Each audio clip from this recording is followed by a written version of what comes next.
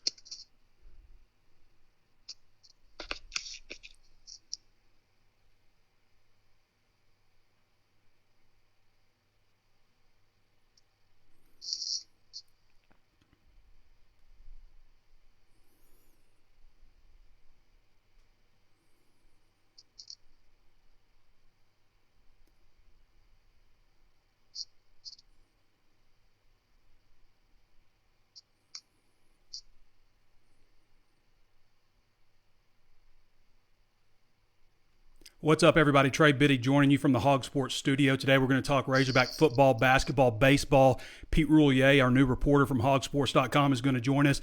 It's all happening right now.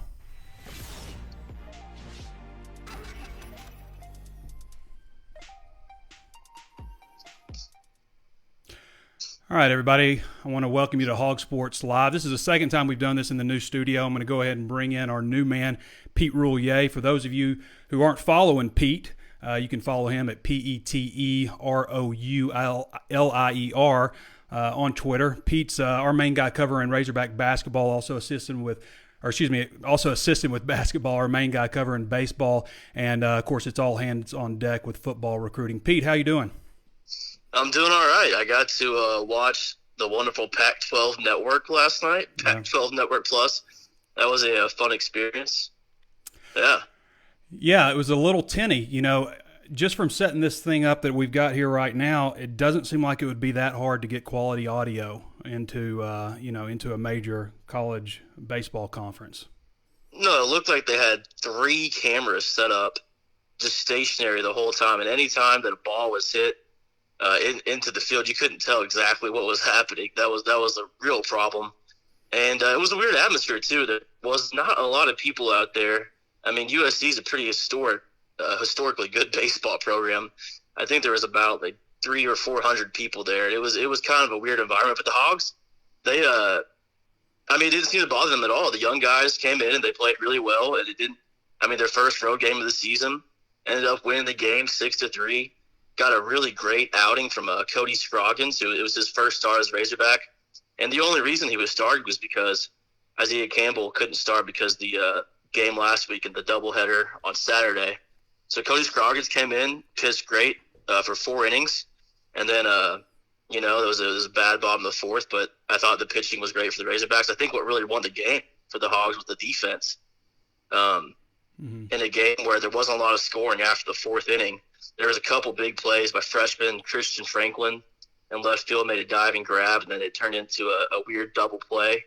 That was huge. That saved a run, and then Jacob Nesbitt at third made a great diving play on a ball that was hit well to the third baseline, and threw the guy out at first to save a couple runs that really were important in a close game. Pete Roulier joining us from HawgSports.com. Pete's our new baseball guy primarily right now, also covering football and basketball. And Pete comes to us from Batesville, Arkansas, a recent graduate of the University of Arkansas. And Pete, if you don't mind, just kind of tell us a little bit about yourself so people know a little bit more about you. Okay, cool. Yeah, I'm from Batesville, Arkansas. Was raised there, came up here and went to the U of A, of course, graduated recently. You guys might know me from my time with Sports Talk with Bo Mattingly. I was intern Pete for 3 years, had a lot of fun with those guys.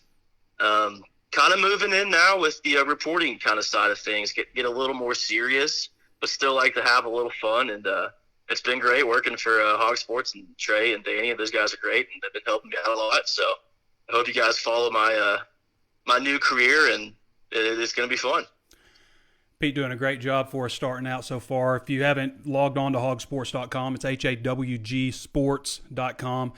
There's a lot of free content there, especially with baseball coverage. Pete does a great job, breaking down it each game inning by inning and, filling in the winning pitchers and all the information associated with that, who gets to save, all that kind of stuff, and the game-changing moments and all that stuff. So it's been really good. Of course, videos for all the home games and such. I want to ask everybody now to go ahead and start filling up some questions for us in the comments. If you like the content, also be sure to like, follow, share the content. So, Pete, what's going on tonight? We got 2 more games at USC? Yes, we got 2 more games at USC. Isaiah Campbell's going to be starting for the Razorbacks tonight. His first outing was a pretty good one. He pitched 4 perfect innings in the season opener for the Razorbacks. But what's kind of been happening with the Razorback pitchers, and this happens a lot early in the seasons, they'll reach their about 70, 75 pitch count and then start to kind of lose their stuff, lose control. But Campbell, he impressed his first 4 perfect innings to start off the season. It's pretty impressive. So, Van Horn said it'll be a bunch of hands on deck with the bullpen starting out the season. So you can expect to see a lot of people come in. And then the next game on Saturday night, it's Connor Nolan. And I think that's the story a lot of people are following. I don't know how many people really expected him to come in and be a weekend starter, but his first game, he was almost equally as impressive. He had 7 strikeouts, I think, in his first outing. And, man, he's really impressing people. Coming into it a couple weeks ago, when Dave Van Horn announced he's going to be a weekend starter, I think that changed things for a lot of people in terms of, what he's going to be doing in spring football and all that stuff. So we're just going to see how it plays out. But you got 2 great stars in Campbell and Nolan that are going to be pitching Friday and Saturday, and it's going to be exciting to see what they can do. Pete Roulier joining us. Now, basketball is kind of a different animal, going a different direction. Right. Auburn game was awful. I believe my headline was Arkansas awful at Auburn for that game. You weren't wrong. What are you seeing out of the basketball team? What are your thoughts there? Daniel Gaffer's not touching the ball. Yeah. You would think that, for Daniel especially, I think he's kind of maybe realizing that he doesn't have a lot of season left or a lot of college ball left to press NBA scouts. You'd think that he'd want the ball more. And I don't know if it's necessarily his doing that he's not getting the ball, but I think that's really a big key. And then, I don't know. I think maybe chunking up a little too many 3-pointers. Yeah, you think, Pete? You think they're chunking up too many threes? You think 26 is too many? 4 or 26? You don't like that number? That's my expert opinion. I think they might be chucking up a little too many threes. Yeah, Arkansas 4 of 26 on threes, and Isaiah Joe made all 4 of them, and he was 4 of 14. It's not like he was shooting lights out either. That was the one key to the game, to limit Auburn's 3-point production, and they hit 17 of them, which tied a school record. So, pretty disappointing showing. Arkansas basketball be back at it. Where do they go? They got Texas A&M Saturday in Fayetteville at 7:30. So Texas A&M just beat Alabama. So that's a notable win for them. Although Arkansas handled them pretty good. It's just 73-71, but it was a road win for Arkansas in the SEC opener. Texas A&M seems to be going in the right direction and improving as the SEC season continues. In Arkansas, dropping their last 3 games, it's been pretty much in the wrong direction. So it's at Bud Walton Arena, and I think the teams are pretty evenly matched in terms of they're both young and both decently talented. I think it'll be a good game. Yeah.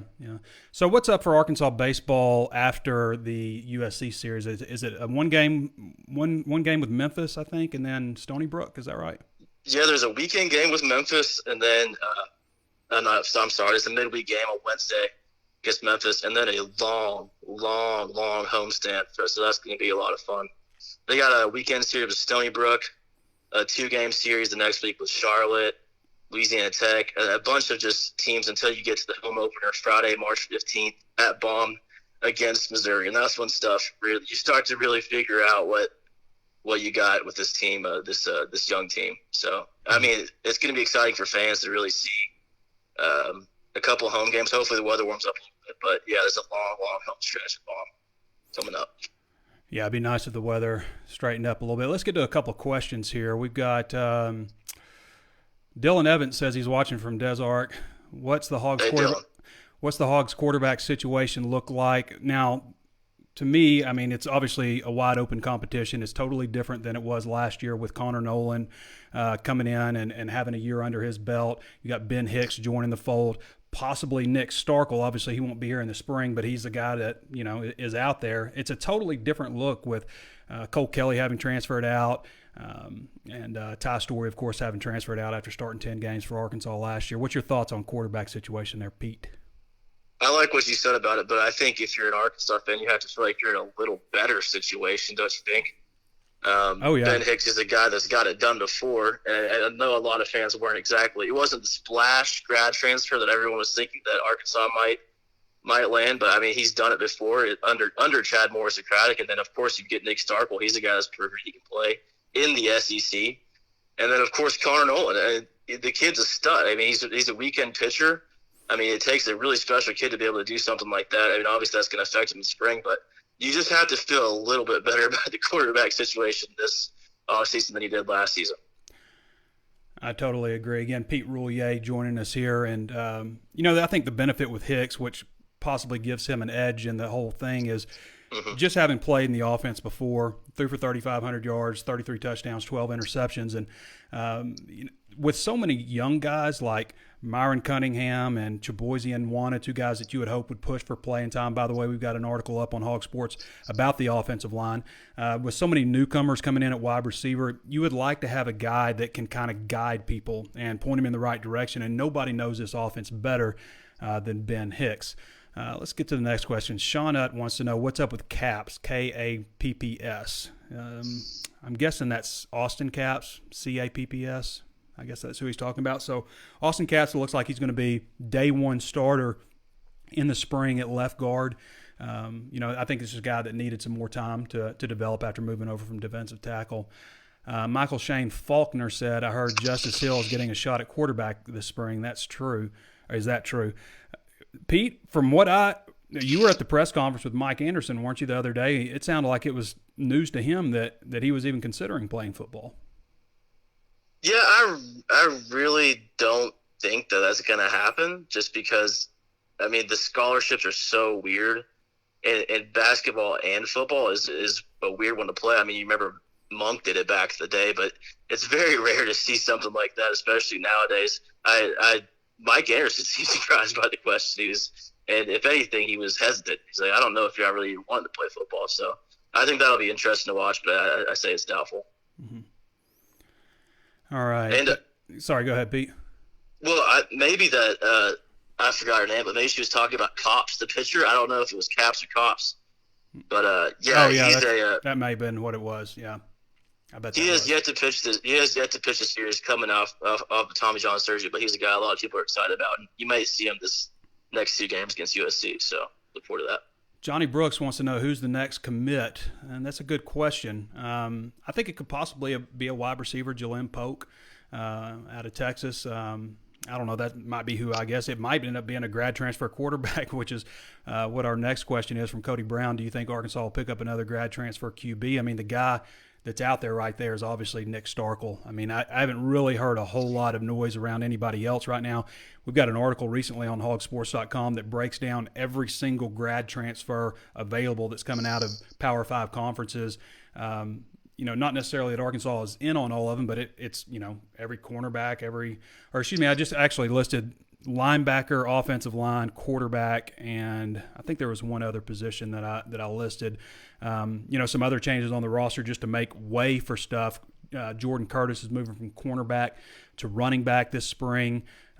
You've got Chase Harrell, the wide receiver. He's moving to tight end in the spring. He's going to be kind of more of a hybrid type. So a couple of moves there to help shore up some things. And, we fully expect them to explore the graduate transfer market at running back, at linebacker, at offensive line, and then, of course, at quarterback too. So, I thought it was interesting talking with Mark Smith. They're planning on signing 5 or 6 defensive backs, and if they sign 6 defensive backs, 5 of them will be cornerbacks.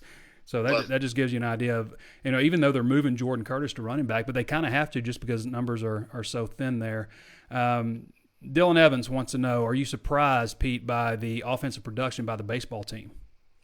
I am a little bit surprised, especially from the left field. Christian Franklin was a guy that was supposed to come in and start just solely because of his defense. He's a 9-hole hitter, and the first game he actually hit a bomb, and that surprised everyone in the stands. And then this last game, he had 3 walks that were huge. He scored 2 runs, and it was a 6-3 game.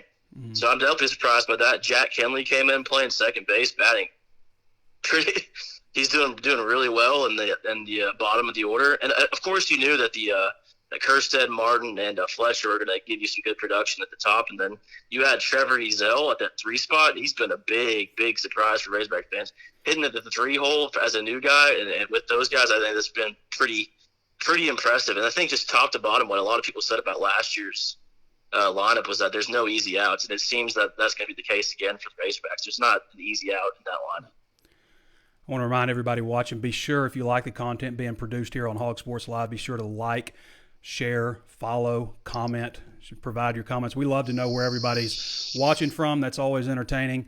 And yeah, it was Cops that they were talking about earlier. A couple of comments on basketball. Johnny Brooks is ready to move on. He says basketball season is over. And Mark Campbell says Gafford needs another year. At times he looks great. Other times he looks weak.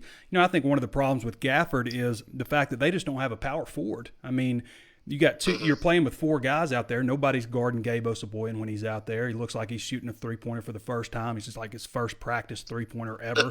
Every time he shoots the ball, I don't know why he keeps shooting them, but ain't driving to the lane trying to draw a foul. He's a 40% foul shooter. So there's a lot of question marks to this basketball team. But with Gafford, I think the big problem for him is he's just getting leaned on by 2 guys over and over and over again because they don't have to guard anybody at the 4. We had a talk on Drive Time the other day. Somebody was asking about Mike's inability to retain players and brought up, Nick Babb and Jimmy Witt and some of these guys. And that's all fine and dandy. None of the guys that he mentioned, though, are difference makers. They would have provided some depth and some leadership experience and stuff to this team. But, you just hold on to a guy like Reggie Perry. And, Rick Schaefer and I agree, there's 4 more wins right there with just having Reggie Perry. So it's not so much about players transfer out. I mean, 40% of college athletes are going to transfer out from basketball. It's about getting big-time players in here like Reggie Perry, who Perry isn't necessarily a one-and-done either. I mean, he was number 31 ranked player in the country, a 5-star prospect, but he's more of a two-and-done type of player, so that would have been a nice addition. Let's see here. Any news about any of the linebackers in the transfer portal? We had, like I said, Pete, we had an article about linebackers in the transfer portal, and I don't know that there's any real activity. Austin Jones, I believe Jones is his last name, the linebacker from Tennessee, is probably a guy to keep an eye on just because Arkansas recruited him out of high school. But I haven't seen a whole lot of activity there just yet. Shannon Ernest wants to know if it's too late to hire Jeff Brom. I think it's too late to make a decision on Chad Morris, really.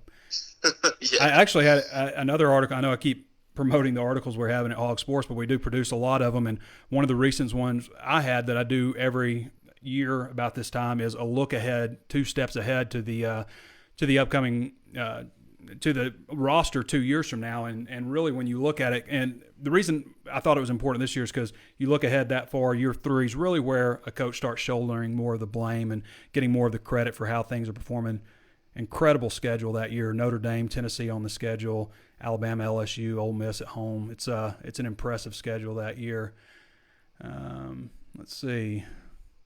Is TJ Hammond still on the football team? Bryant War wants to know. And I don't really know. I know that he's not going through the spring.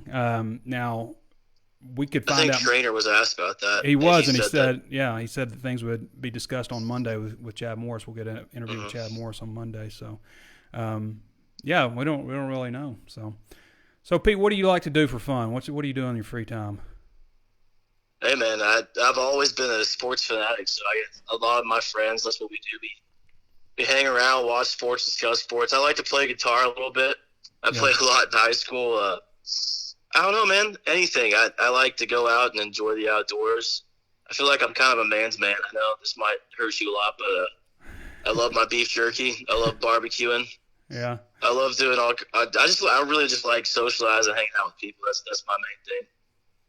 Yeah, I think you've made a good fit here at HawgSports.com. All right, I think, Pete, we're going to go ahead and wrap it up here. I want to thank everybody for joining us on Hog Sports Live today. Be sure to follow, like, share, comment below if you got some more questions. Again, we like to know where everybody's from. If you got an idea of when you would like to see this show, ideally, what time do you watch the show? Even if you're not watching it live, we'd like to know when people are getting on and checking things out. And yeah, I guess that's it. If you haven't subscribed to HawgSports.com, go over there and check us out. We also have a lot of free content for you to look at. You can get that all delivered to your email inbox by scrolling to the middle of the page, entering your email address, and hitting sign up. It takes 15 seconds to do that. So for Pete Roulier, this has been Trey Biddy at Hog Sports Live, and we'll catch you next time.